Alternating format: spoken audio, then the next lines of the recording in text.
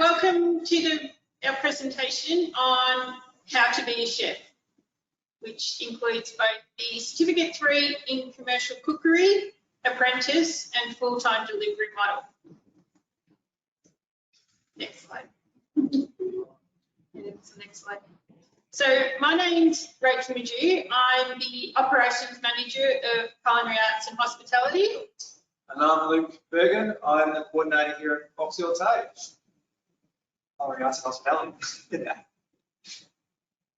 All right, so Fox Hill Institute is one of Australia's leading vocational higher education providers, vocational and higher education. So basically what that means is, and especially with our courses, you can do both your TAFE course and your higher ed uni course. And this is one course that actually has a pathway all the way through.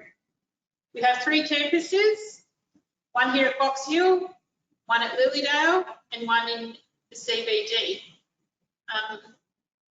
Again, we've got, as I've said, the vocational education as well as the higher ed. So we can start as low as Certificate 2 in kitchen operations and work all the way up to a Bachelor of Hospitality Management.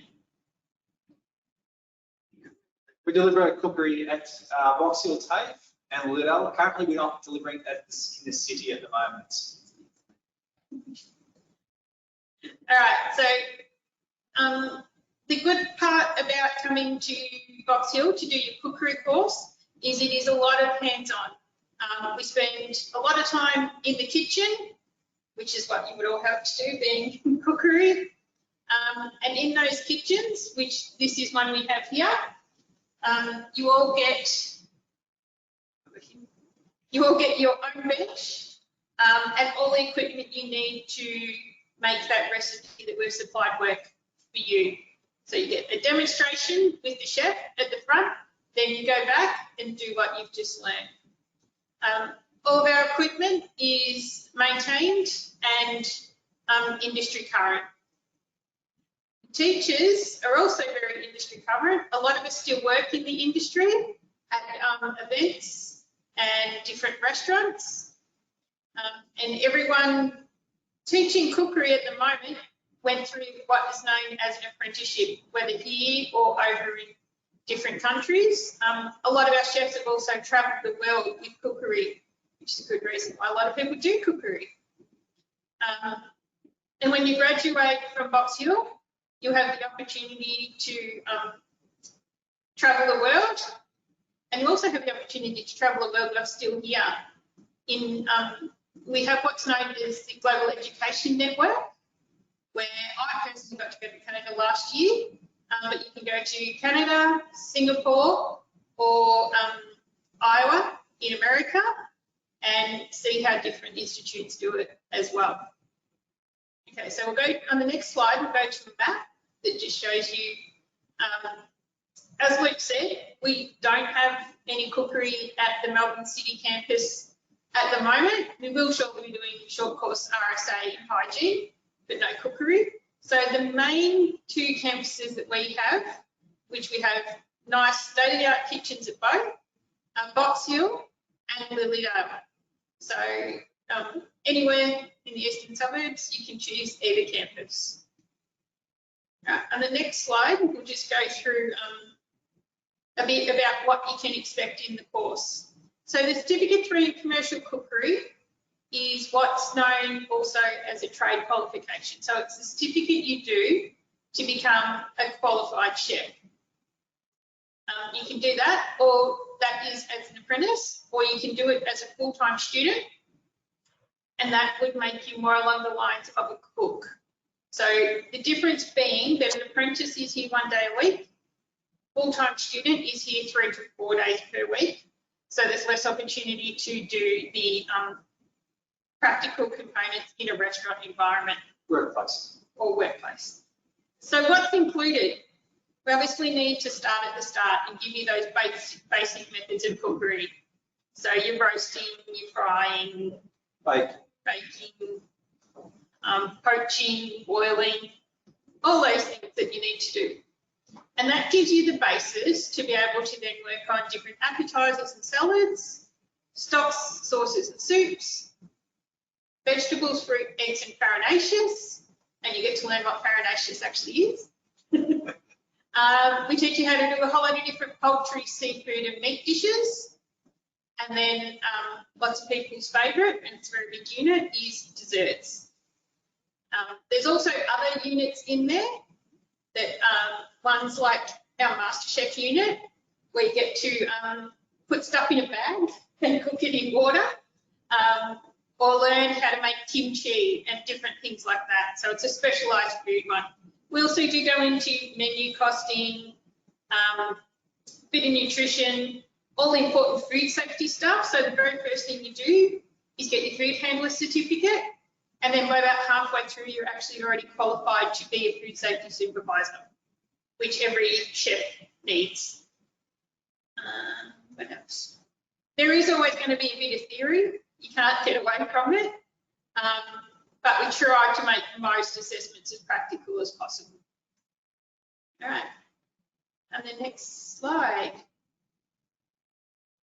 So who is the Certificate 3 in Commercial Cookery aimed at?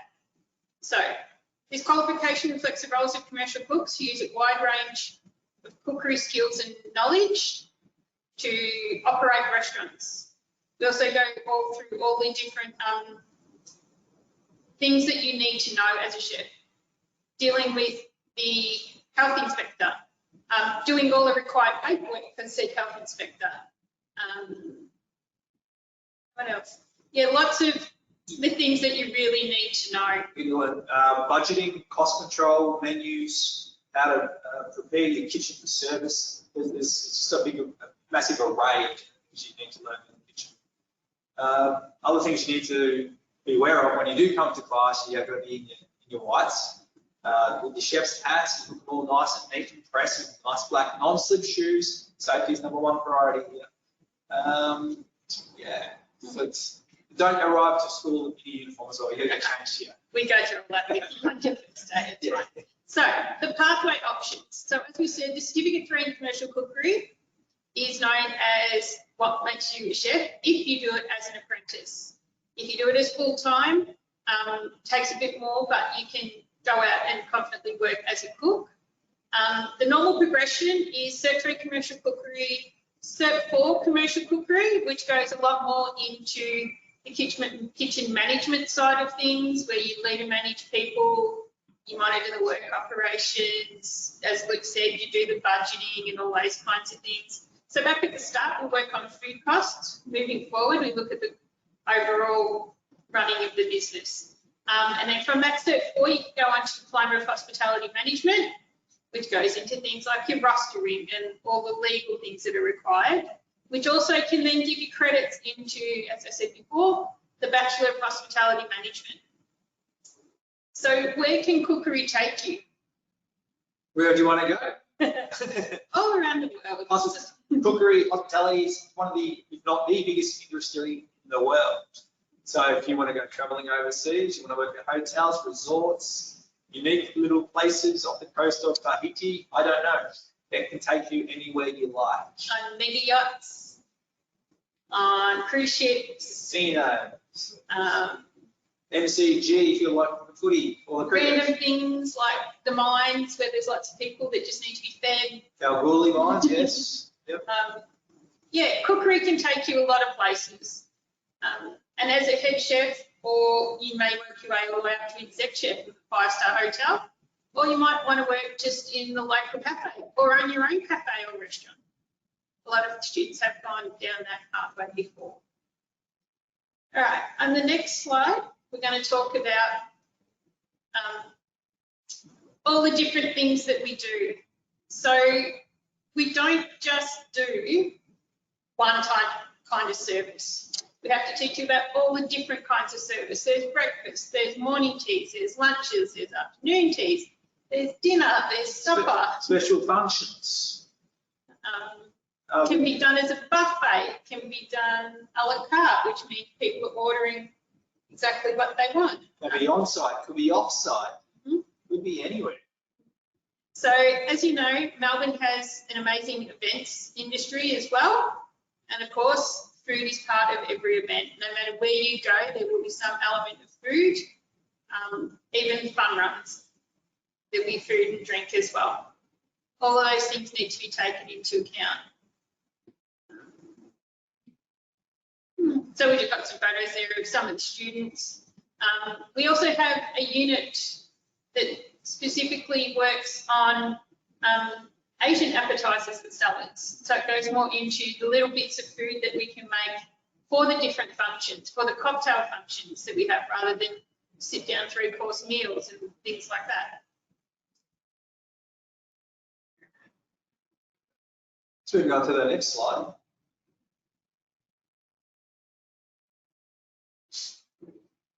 As Rachel said before, our trainers here have an extensive amount of experience. Minimum, probably 20 years in the industry each, minimal.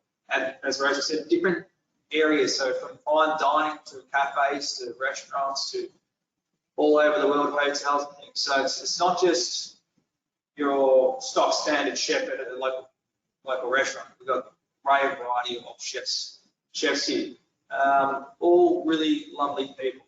So don't worry about the Gordon Ramsay thing, it doesn't happen here, okay? So we're here to help, teach and learn, you guys to learn. So as you can see, I was, as the manager, I actually went through a cookery apprenticeship. So you also do have a lot of understanding from your trainers of what you are involved in or maybe going through. So there's people to talk to about specific things in the industry as well.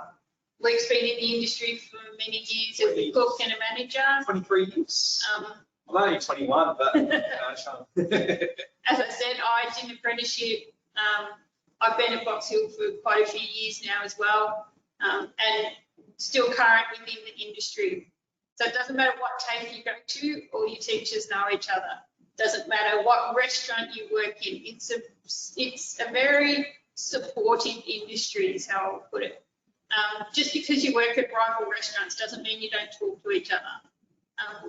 We as training institutes talk to industry all the time, looking at what they need from us when we send you guys out.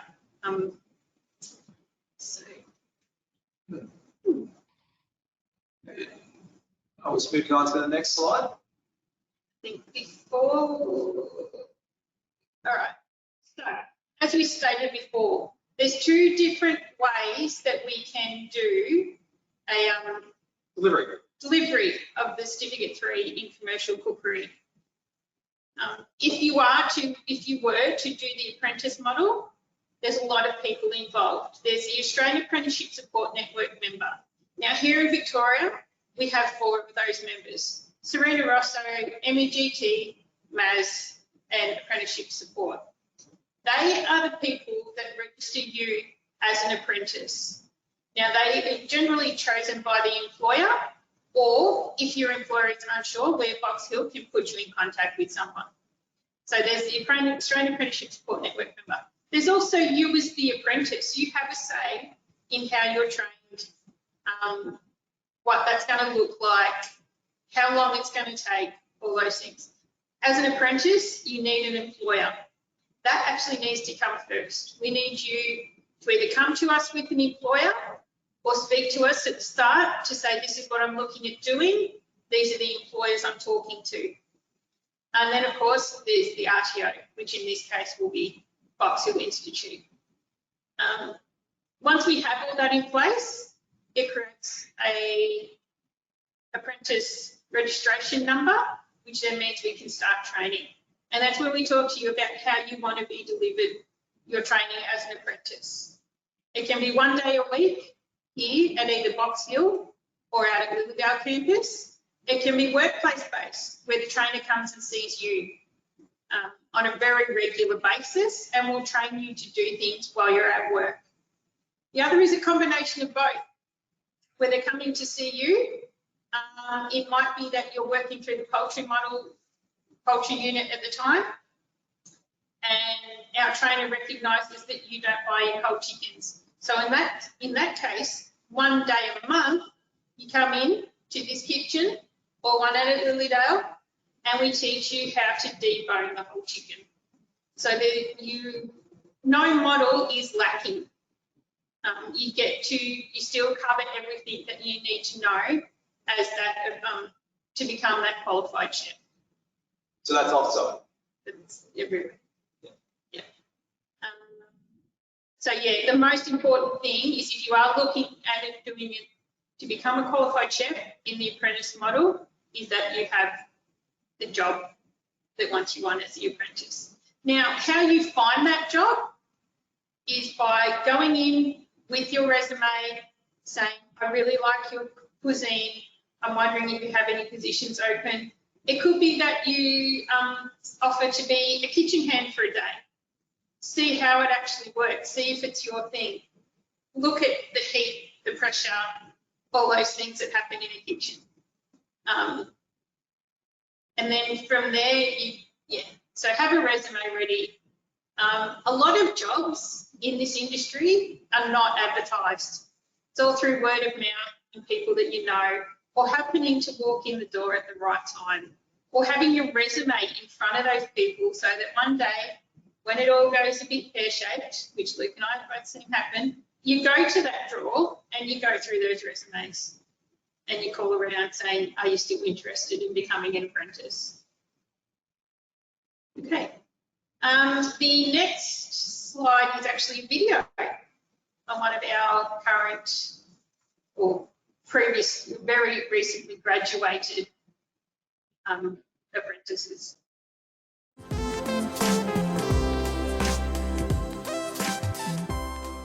I've always been interested in food, like as long as I can remember. Every project that I had at school, like primary school even, I would relate it to food. So for example, if we were studying the Egyptians, I wanted to know what they were eating and things like that. Like I've just always known. I did commercial cookery at Box Hill, which is part of doing an apprenticeship. So for 3 years, I was working 4 days a week. And then one of the days I was at school at Box Hill, which was a mix of practical and theory work. I sent lots of emails to various kitchens in New York that I really wanted to work at. I went over and did some trials, and 11 Madison Park offered me the job, and so I just took it straight away. It's more like continuous learning because you never know everything when it comes to food. So every single job I take, every single position, I'm learning something different. My ideal job would be something like Anthony Bourdain, where I can just travel and eat and document what I've eaten, and then just meet really interesting people, and then probably more realistically open a restaurant in Melbourne, and because yeah, this is my home, so I think I'll ultimately end up back here.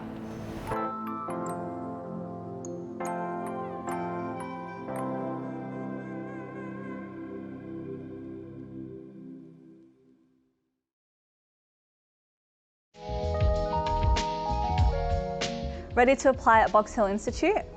The first step is to contact us by calling 1300 Box Hill, submitting an inquiry through our website or via live chat. We're here to answer all your questions and ensure we find a course that's right for you.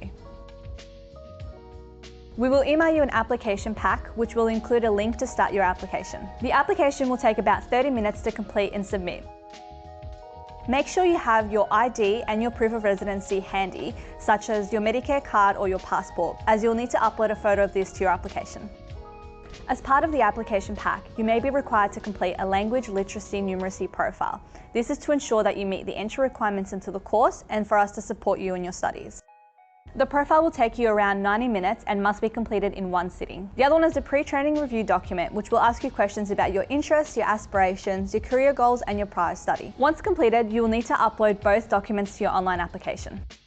Depending on the course that you're applying for, you may be required to submit extra documents, such as a subject selection form, a workplace declaration form, or an under 18 parent/guardian consent form. You may also be required to watch an online information session as part of your course. This will be discussed with you when you inquire.